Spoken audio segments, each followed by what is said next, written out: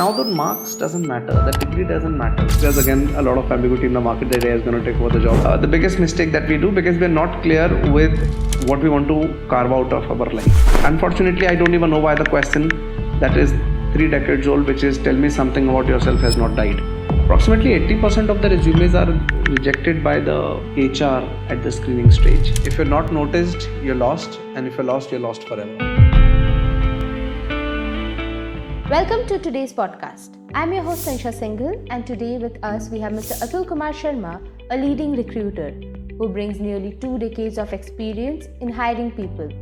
Today he visited Inspiria Knowledge Campus and delivered an engaging session on career building, future-ready skills and industry expectation, which was highly appreciated by the students. Thank you, sir, for joining here with us. So, sir, can you please tell us about your journey from a process trainer to a senior recruitment leader? Yeah, it's a very interesting question. I did explain that when I was in today's session as well. The journey was primarily inclined towards picking up the cues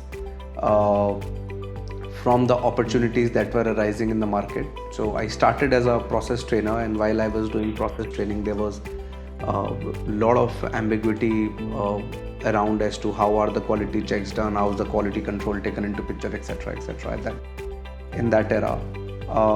And all of a sudden, fortunately, I got an opportunity. There was a vacancy in quality, and I thought that let me try my hands out. And that was the first time when I ventured out of my personal very secure space, and I moved into something that I didn't want to do because quality was very difficult, and I knew that it's a very difficult domain. It's all about numbers. I was not very good with numbers then, and then eventually we took over that task. A lot of people, a lot of mentors who helped me. I did my certifications from Six Sigma, green belt to black belt. I understand playing around with numbers. And then I became a good quality professional, and over a period of time while I was doing quality, I was told that the quality production and the production is not great, reason being the training is not training them very well, and these were the noises which we used to hear almost every day.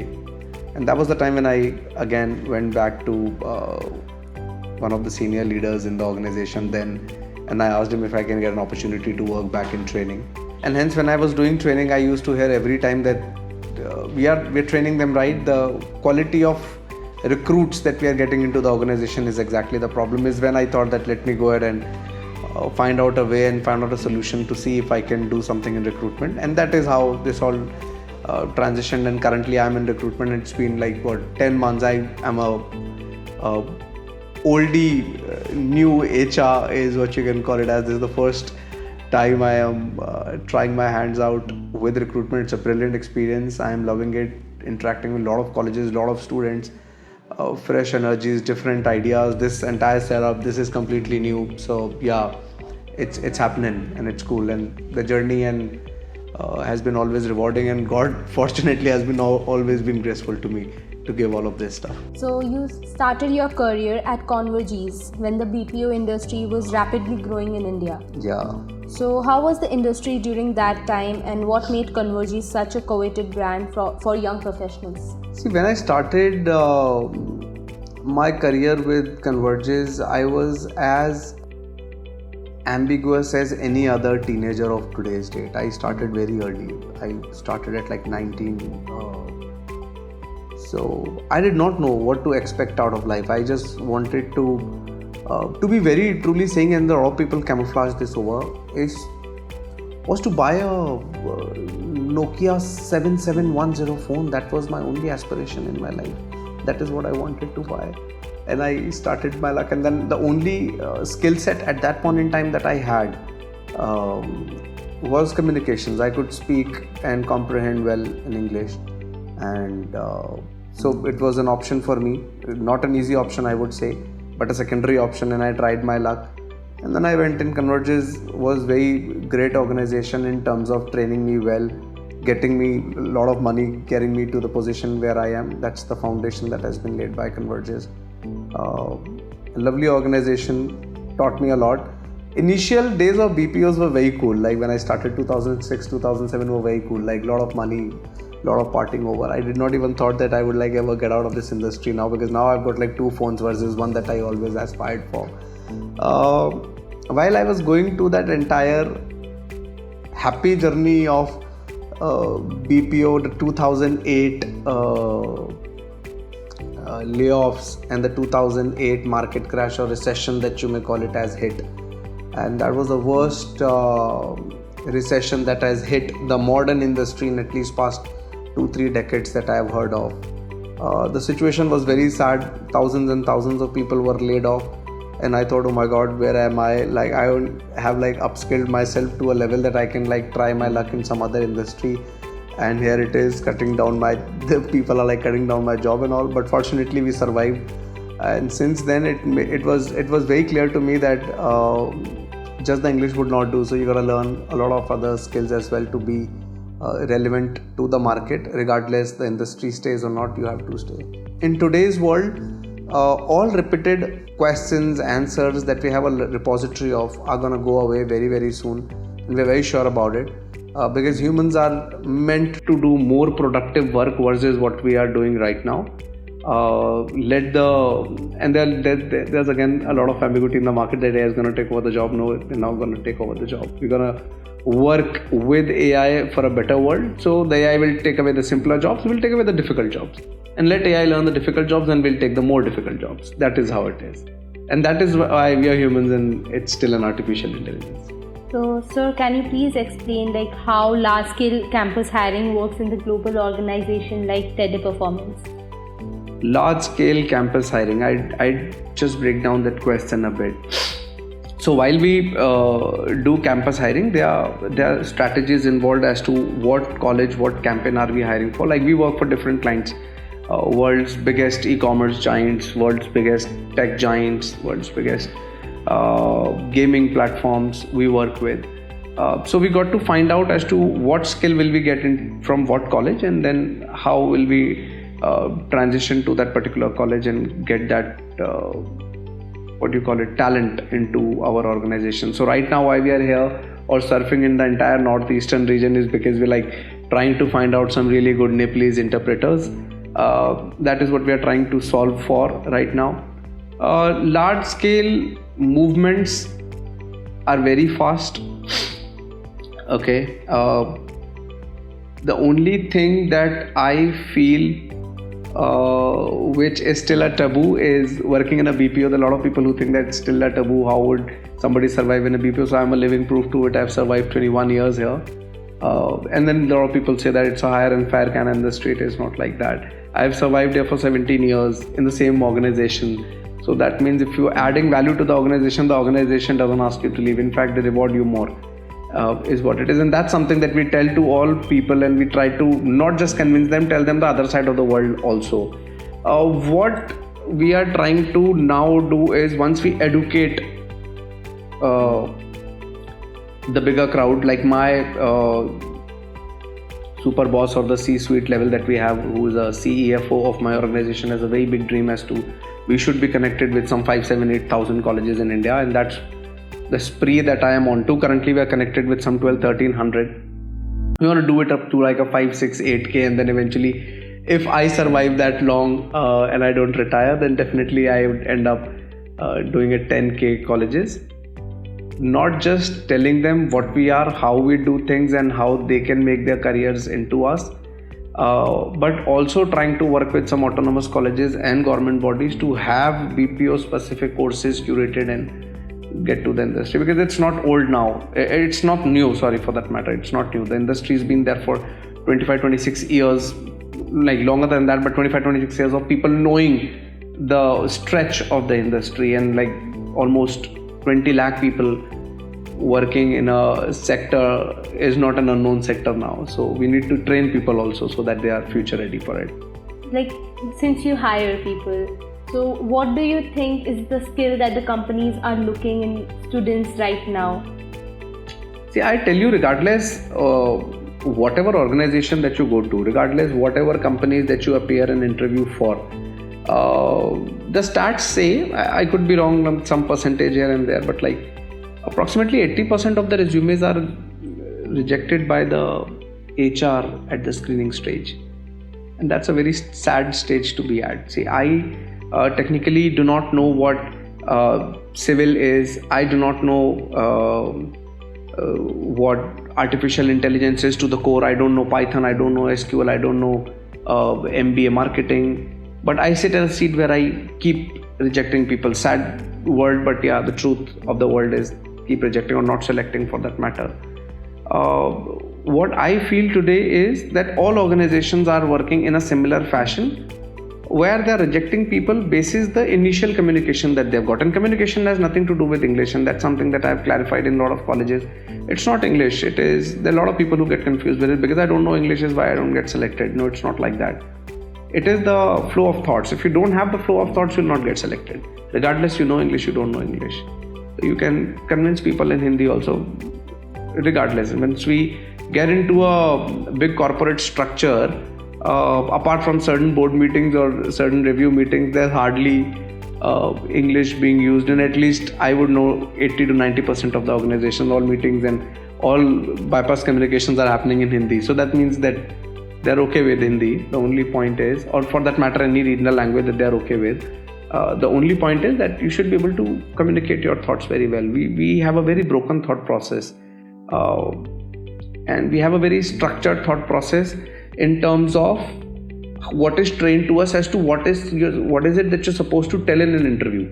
And it is very, very structured that you're supposed to say these 10 lines. If you say the 11th line, the HR is going to cut you off. No, it is not like that.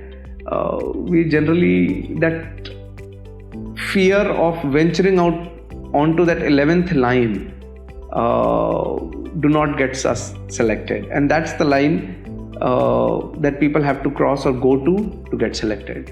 I would say that's very metaphorical, but if there are further questions to it, I will probably explain this better.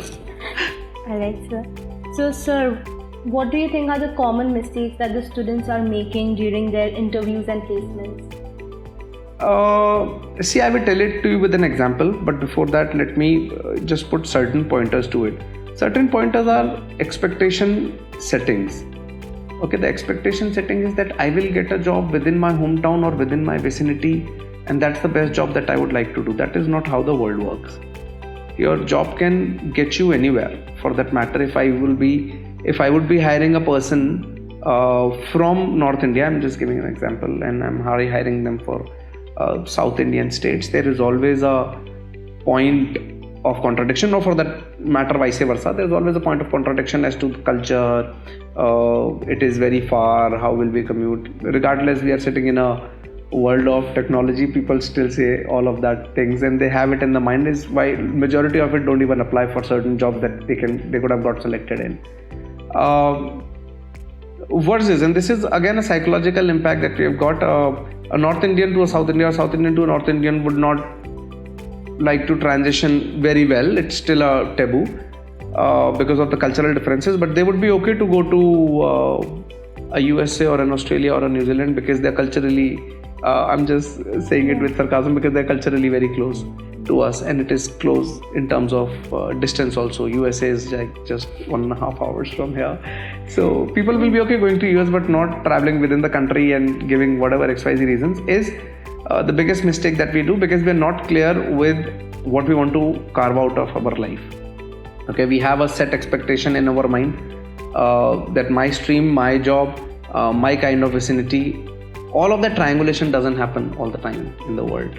So you got to, I would not say compromise, grab the opportunities wherever you get the best opportunities that you think it is for yourself. It's again an individual's choice, but move on to it fast. Don't waste time, because eventually if you go to that opportunity after 5 years, then you kind of wasted those 5 years. You could have gone to, for example, Hyderabad before, rather than waiting for 5 years and then going to Hyderabad within your own dreams. So that's one skill that generally people get rejected on. And second thing is, what I feel is that there's nobody who talks numbers. Like regardless whatever stream that they have worked, that they have studied from, they've all done projects, they've all done interns, but they hardly talk about numbers as to what impact have they ever made.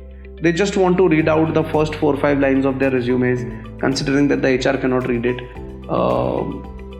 And that is where, see, unfortunately, I don't even know why the question that is 3 decades old, which is tell me something about yourself, has not died. that question should have died by now, but that question has not died because the HR also knows that the person is going to read the first 5 lines, and then I will try to interrogate, rather not interview, that person as to find out where the flaws in that first 5 lines are. I would suggest that it's better if we talk more on the qualities. What value add can I bring to the organization in personal introduction? What is it that I can do, or what is it that I am capable of to get this job done in the right format, or better than the right, for that matter. That should be poised in an interview rather than the first 5 lines. The HR knows what college, what stream, what degree you own, right? If I'm here, I know who you guys are already. You don't have to say that again to me. What would you suggest the students to do to improve their communication skill and confidence before they enter into the corporate world? See, that's a very lovely question. The X number of ways that I am not intellect enough to guide people. It is a psychological thing. It is not just communications. It's a psychological stuff. You got to understand first of all as to you want to realize it first of all that you want to do it, and then understand where you're lacking and then work towards it. That's Gyan. Methodologically, there are a lot of methodologies which are there in the market, written by some great people, philosophers, as to how can you improve your overall communication style, talking, body language, etc., etc., etc. I don't think that there's any right or wrong format of body language. There are people who still judge you on body language. There'll be a lot of who judge me once I move out of here. So there's no set body language, I would say. Okay, if you have the content, then you can be content. That is the line that I always use. So sir, like you previously mentioned that 80% of the resume are rejected by the HR itself in the first time of screening. So how can the students make their resume foolproof that it's not rejected? Everyone are putting the commands to an AI to make those resumes. Fortunately, unfortunately, not everyone is a great prompt engineer. So ideally we are all putting English into ChatGPT or Gemini or whatever Claude that we have, and everyone is some way or the other with a variance of 5 to 10% feeding in the same command. Build a resume for me, I have done this, HR in this, from this college, the same information being fed to AI. The AI is throwing similar kind of results. Okay, now your resumes are getting copy pasted. Things which are more important from a resume standpoint, resume building standpoint, what I feel is that one, the resumes have to be structured according to the job roles. Generally we build one resume and then we float it to all job profiles that we get. So the chances of resumes getting rejected becomes higher because you're not amending or making changes to your resume because of whatever reasons. For me I was lazy, so I did not change my resume much until somebody told me that you have to change the resume basis the job profile. This is the gyan given to me by my old boss is what I'm telling you. You have met the students of Inspiria Knowledge Campus and you have even went to different schools all over the country. So how do you think that Inspiria students are compared to the other part of the country? I never compare humans to humans, and I'm not trying to give a diplomatic answer. Humans cannot be compared at all, like no one to anyone. Students or aspirants are same everywhere in India, regardless of the demography, regardless of the geography, and that is something that I have understood over a period of time. Overall, from a college standpoint, whatever interactions I had, students are good. Students are always good. There's no bad student. There's no bad student. They're good at something else. So sir, what did you find that something that is as the biggest advantage of Inspiria students right now that they can use while they go to give interviews for a job?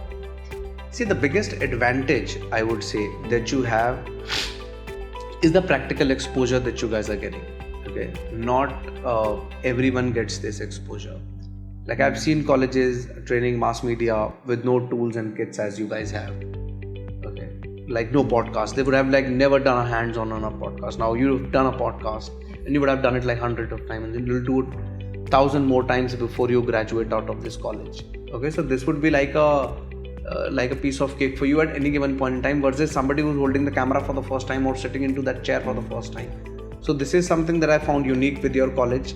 Your bar where they were learning the hospitality management was brilliant. So yeah, you're learning the hands-on experience, and that's the best thing out in the world. The hands-on experience does make a difference, and your college is supplying you the facilities. Make the best use of it. And to the entire generation, yeah, we'll all get retired and the nation is looking up to you. So do very, very well wherever you are and whatever you do. Like, we'll be old and we want to see the country moving up to a second and the first position in the world economy. And that is a time when our oldhood days would be lovely, that the country is the best and people are standing in the queue seeking India's visa. I want to see that before I die, and we are banking upon you to do that. So sir, one message that you would like to give all the undergraduate students? Oh, I've already given the message. I've already given this message, the last message for them. So I proactively gave this message to them that decide what you want to do fast. The world is very fast, and don't keep the seats empty. I see a lot of people who keep the seats empty regardless. You enter into a conference hall, the first two lines are empty. You enter into a recruitment drive, the first two lines are empty. That means that they don't want to sit into the front seats. And if you don't want to sit into the front seat, then how will you get selected? And if you're not noticed, you're lost. And if you're lost, you're lost forever. So don't get lost. Okay, again, reiterating the same stuff. The nation is looking up to you. We are looking up to you. Do very, very well in your life, wherever you are. And keep posting me things, and I would be more than happy to help you out in whatever format, wherever I can add value. But yeah, whatever stuff that I told you, just try to do a couple of it, and then I think you'll be a better professional tomorrow. And you will sit on the other side of the line and somebody else will record your podcast. So do well. Thank you. So sir, for a fun segment. There's a fun segment too. Yeah. We want to do a rapid fire round with you. Okay. One word? One word or one line? One word or one line, okay. Online interview or face-to-face interview? F to F. Face-to-face. Okay. Resume or confidence, which matters more? Confidence. One habit that helped you succeed? Being proactive. One skill every student must learn today? Comms. Your message in one line for today's youth? One line. Oh, unlike me, because I always tell the ecosystem, make a fast decision. The decision has to be fast. Alright, thank you sir for joining us. Thank you so very much. Thank you for your insights, sir. We loved it.